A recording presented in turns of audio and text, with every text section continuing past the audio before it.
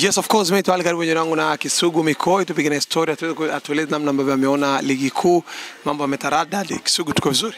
Tuko njema, namshukuru Mwenyezi Mungu. Siku ya Jumatatu nyingine joto limekuwa kali katika jiji la Dar es Salaam, lakini otherwise ndio mataka wa Mwenyezi Mungu, kwa sababu tunaamini siku zote katika khairi min Allah, shari min Allah.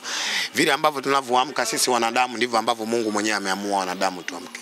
Akishaamua kwamba leo Kisugu amke na afya mgogoro, utaamka hivyo. Akishaamua kwamba amke na afya njema, itakuwa hivyo. Akiamua leo kuwa na joto, kutaendelea kuwa na joto. Akiamua leo kuwa na mvua, mvua. Ndio maana katika imani tunasema khairi min Allah, shari min Allah. Ramadhani ya pili kwa tatu. Yes, ni Ramadhani ya pili. Kwangu mimi binafsi ni Ramadhani ya pili, lakini kwa kubwa tuchukue nafasi hii kumuomba sana Mwenyezi Mungu, kumrejea sana Allah, kwa sababu lazima tuamini katika dunia tunapita. Leo hii unaweza kutembea Tanzania nzima au dunia nzima usikute kaburi lenye miaka usimkute mtu mwenye miaka 150. Lakini leo miguu yako mitano tunaweza kukuta kaburi la miaka 200. Nini maana yake? Inakuaminisha kwamba hii dunia tunafanyaje?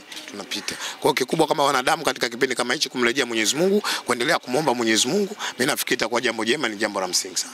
Sugu, Dar es Salaam Mzizima Dabi, mambo yako mazuri, sare ya 2-2, lakini mmeenda dhidi ya Coastal Union Arusha, mmefanikiwa kupata ushindi wa mabao 3-0.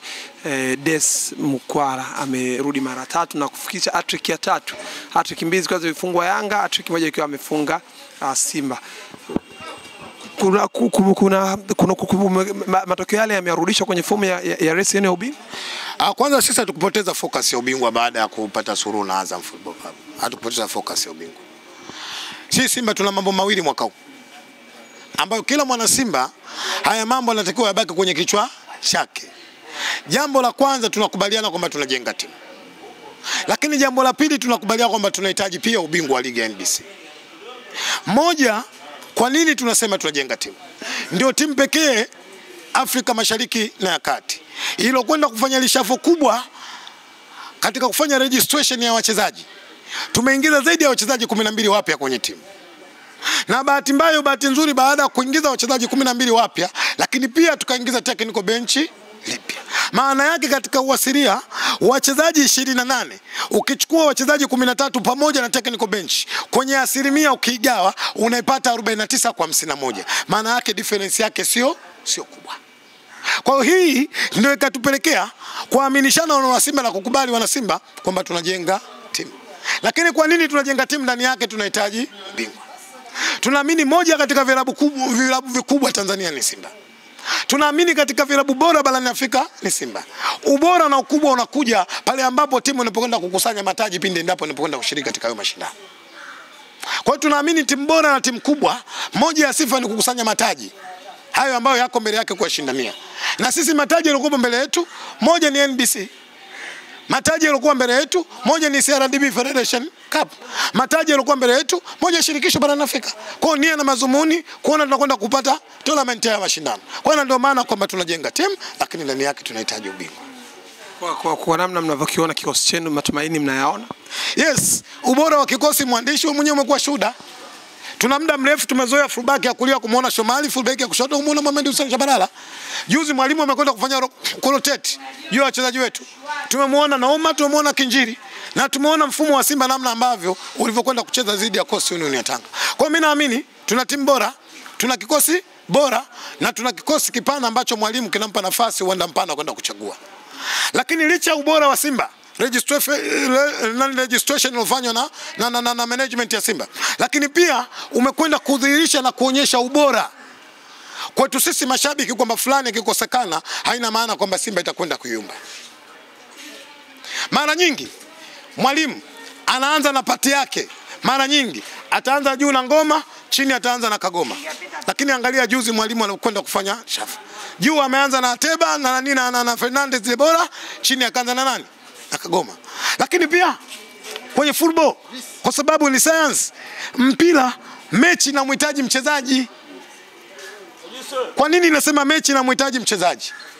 Approach ya game inategemea na namna ambavyo opponent wako alivyo. Mechi na mahitaji, kwamba mechi hii inamhitaji mchezaji wa aina gani. Nizungumzie na mechi na Coastal Union ya Tanga. Moja katika vilabu na wachezaji wenye umri mdogo ni Coastal Union ya Tanga. Unapokwenda kucheza na timu ambayo 80% na vijana wadogo. Maana yake lazima ukubali unakwenda kukutana na timu ambayo muda wote inakimbia katika kiwanja. Je, wapeleke watu wa aina gani kukutana na timu kama hiyo? Na ndio maana na wewe lazima upatikane na watu ambao watakufanyaje? Watakaokimbia. Sasa inategemea ukikutana huyu fullback anakimbia na huyu wing anakimbia. Sio? Sasa hapa individual inakwenda kukuokoa juu ya watu ambao watakutana katika hiyo flanks. Juzi mmemwona Duchu, ni mechi ya pili nafikiri anakuja kucheza. Na mechi zote amepata bahati, amefanyaje? Ameassist. Hii inaonyesha namna ambavyo mwalimu alivyokuwa na wanda pana kuchagua wachezaji. Kwa hiyo mimi nawaambia mashabiki wa Simba, tuna wachezaji bora. Lakini ubora huu unategemea kwenda kuwaona pale endapo mwalimu anapoenda kuamua na kuona namna ambavyo mahitaji ya mechi nani inamhitaji. Dese Mukwara ni mchezaji ambaye hivi sasa anazungumza na magoli 8. Lakini ni mchezaji ambaye Simba amecheza kwa mastreka wa Simba, amecheza kwa muda mchache. Ana dakika 815 tu lakini ana goli 8. Huwezi kumlinganisha na Ateba ambaye ana dakika zaidi ya 1100 na something, ana goli 8. Ateba ana dakika 815, ana goli 8. Lakini kwa nini anaanza Ateba? Inawezekana mechi nyingi ambazo tunakutana naye opponent wetu zinamhitaji kuanza na Ateba kuliko kuanza na Mukwala. Kwa hiyo kwenye football, cha kwanza, watu tunopenda mpira, tuamini kwamba mpira ni science. Tuamini kama mpira ni taaluma. Kuna muda mwingine lazima tukubali tuamini wanataaluma ambao wao waliokwenda kusomea juu ya hiyo kazi. Simba tuna mwalimu bora. Dese ukimzungumzia ni mchezaji ambaye sifikiri kama ana mechi zaidi ya 2 au 3 alizocheza dakika 90 au aloanza kwenye first 11. Leo lazima tujiulize why, kwa nini mechi ya Coast mwalimu anaanza na Dese? Mimi naamini mwalimu aligundua center back ya Coast Union ni watu ambao muda mwingi wanapenda kucheza kwenye eneo lote la uwanja. Lazima tumweke defender striker ambaye mwenye uwezo wa kwenda kuhimili hiyo hali.